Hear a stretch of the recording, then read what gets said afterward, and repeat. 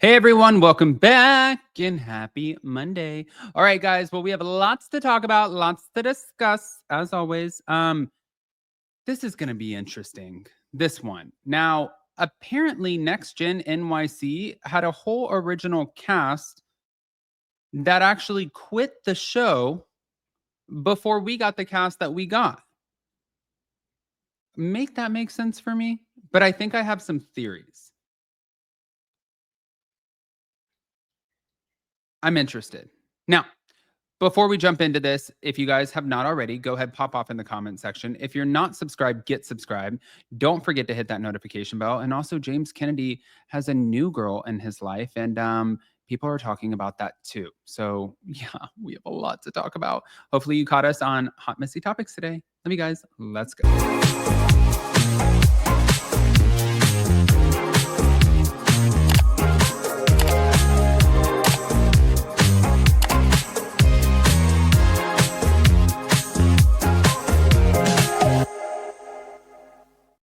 Okay, guys. So I wanted to start here with NextGen NYC because apparently NextGen NYC originally was cast around 9 young adults, but according to reports, 4 quit before filming actually started.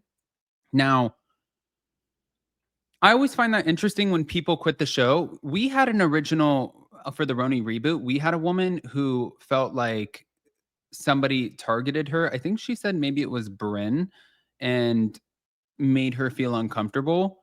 I don't actually know what the full story was with that, but usually when people get these sort of opportunities, they don't just walk away from them. Not to say that it doesn't happen. It does happen. Like there are a lot of times where people will say no to opportunities, or if somebody is offered to be on a show and they start filming and they don't like what's being said or what the storyline looks like, then they will walk away from it. That happens. But apparently, this one got me. The dropouts included 2 guys, Ming and Connor.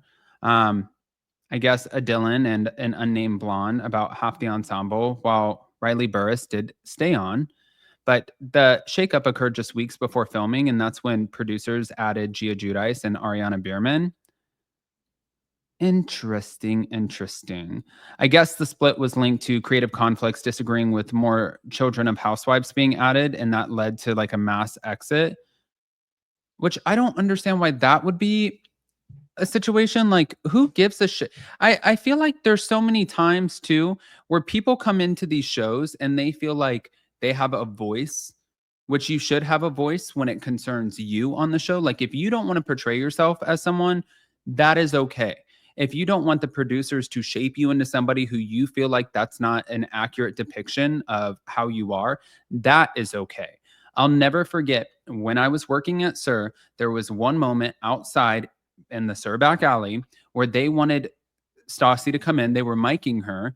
And when they were putting the mic on her, she was flipping her shit. They were like, well, we need you to go inside and say this to so and so. And she's like, I'm not doing that. That's not authentic. That's not what I would say. I'm not doing that. And they're like, Stassi, calm down. We want you to do this. And she said, no, I'm not doing it. And I remember looking at her like, wow, like, can she do that? Can she just tell them no? Like, shouldn't you just be grateful for the opportunity? But look at where that got her. She was not a yes man on the show. And there are people who film these shows who really don't say no a whole lot of times. I can name a couple from Vanderpump Rules who I'm friends with that they would have done anything for the camera time and they would not stand up to producers. So I think truly, if you are standing in your truth and you believe something, then to you don't need to throw yourself in a situation that you're not comfortable with, living on TV for the rest of your life, being on streaming services, and then one day you have kids and then they get to see this and it's like it's bullshit because you didn't agree with it at the time, so stick to your guns. But I guess there was a Reddit leak who wrote, "Cats out of the bag, half the cast quit when the Real Housewives' daughters joined." And fans responded with mixed feelings, and some were curious about the lost cast members, including Ming, others embracing the New Jersey lineage. But even with this situation with Ming, you know, if you guys don't remember Ming, Ming is Kimora Lee's daughter. I do kind of think too, for Ming, I feel that she I mean, I feel like she has her own show with her mom. I think it's called Back in the Fab Lane coming on with Kimora Lee Simmons. But like it says right here, these 5 girls were originally cast on NextGen NYC with Charlie, Dylan, Brooks, and Connor. But Ming, Connor, Dylan, and the blonde on the left dropped out when Gia and Ariana were cast, and Dylan agreed to be a guest in the end. So random, but they said we wish that we would have saw Ming on the show. And I think, again, once Ming knew that her mom was filming a different show, she's like, why am I going to be on this show when I can just go do my own show? It's a great question. It's a great question to which I need answers. But moving on, we haven't talked about James Kennedy in a minute. Now, he was recently spotted in Hawaii with a mystery brunette rumored to be his new girlfriend after his split from Ali Lewber. So that didn't take long. Listen, they split in December after he had his drunk meltdown. But there was an insider on Bravo and Cocktails IG saying this. My sister is in Hawaii and James Kennedy is staying at the same hotel with his new girlfriend. Now, along with these romance rumors, James shared a couple photos of himself and his, his body trying to get some attention. But his legal drama and alleged domestic violence arrest earlier this year, it did end without charges. So since then, apparently he's recommitted to sobriety and personal growth. And as of right now, there is no social media confirmation of the new relationship, and the woman is unidentified in public posts. But I think that truly this is Bravo. This is the Bravo fandom. Even though he's not on Vanderpump Rules, the Bravo fandom is wild. And if there is somebody to be found, or there is somebody that you're dating, they will find them.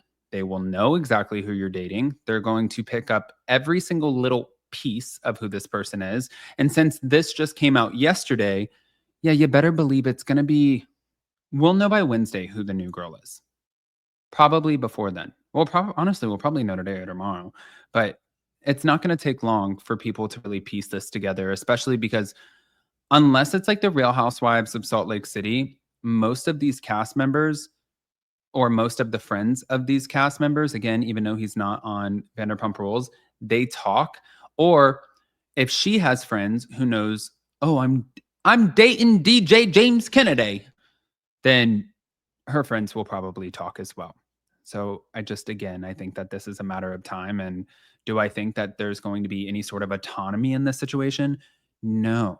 And it's also just a matter of time before he does another DJ set, and then she's right up there dancing with him, and then she's going to be showcased, right?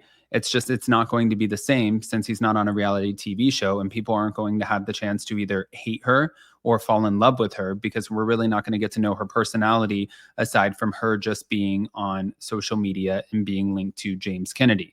And people, unfortunately for this girl, are automatically already going to go into this questioning, like, what kind of woman would want to be with a man who could potentially be associated with a domestic violence arrest? And I'm not saying that that gets to just shape and, say who he is, but my dad always told me, like, you spend your whole life building a reputation and it just takes a few moments to destroy it. And I think that that's absolutely true. But I want to hear what you guys think, guys. And also, again, do not forget that tonight you guys can go to upandadamlive.com and you guys can click on the chat. When you click on the chat, you can see that tonight we're doing a Below Deck watch party. It will automatically appear. You don't have to sign up, but it appears at 8 p.m. Eastern and it closes at 9:15 p.m. Eastern. And there's a schedule, but you guys can join us while we're watching the show in real time and just join the conversation. We encourage it. I love you guys, and we'll see you next time. Bye.